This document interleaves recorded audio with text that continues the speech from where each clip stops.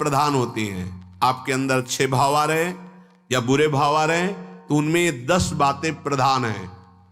पहला, स्थान। आप कहां बैठे हैं, कहां रह रहे हैं, किस जगह खड़े हैं, आपको स्थान देख करके ही बर्ताव में उतरना है। जैसे मंदिरालय है, आप वहां खड़े होंगे तो तमोगुण अपने आप बढ़ने लगेगा, आसुरी प्रवृत्ति बढ़ने लगेगी। ऐसे ऐसे जिस स्थान पर खड़े होने से, देखने से, बात करने से हमारी वृत्ति बिगड़ रही, उस स्थान का तत्काल त्याग कर देना चाहिए, वहां से हट जाना चाहिए। पहला है स्थान। जैसे सत्संग, यमुना जी का एकांतिक पावन तट, किसी लता के नीचे, किसी संत भगवान के सानिध्य में, अब हमारा ये स्थान भजन वृत्ति बढ़ाएगा।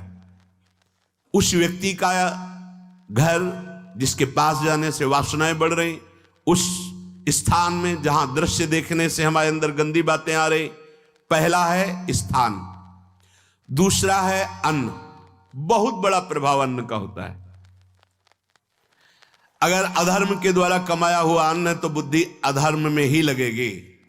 यदि भोजन पकाते समय, रसोई रांधते समय आप विकारात्मक चिंतन कर रहे हैं तो कोई भी प्रसाद पाए उसके अंदर विकार जागृत हो जाएगा।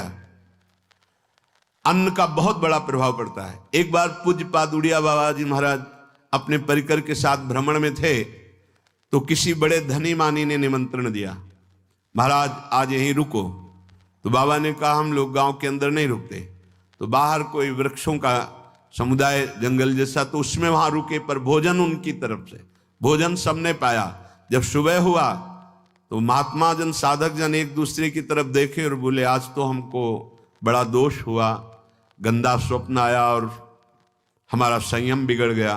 बोले ये तो हमको भी हुआ, जितने थे सबको हुआ। उड़िया बाबा के समीप गए, बाबा ने कहा अच्छा ऐसा हुआ, ये तो अन्न दोष है, बुलाओ सन्न पवाने वाले को, फिर चलेंगे।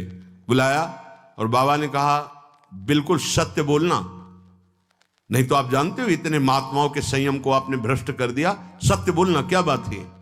उनका महाराज संतान नहीं हो रही थी, सुना था आप बहुत सिद्ध महापुरुष हैं तो आपके परिकर को इसीलिए पवाया, अंदर काम भाव था कि हमारे कामना थी कि संतान उत्पन्न हो, वैसे चिंतन करते हुए बनाया ऐसे। बोले सबका संयम नष्ट कर दिया, होश में, नरक जाने वाली बात मत सोचो।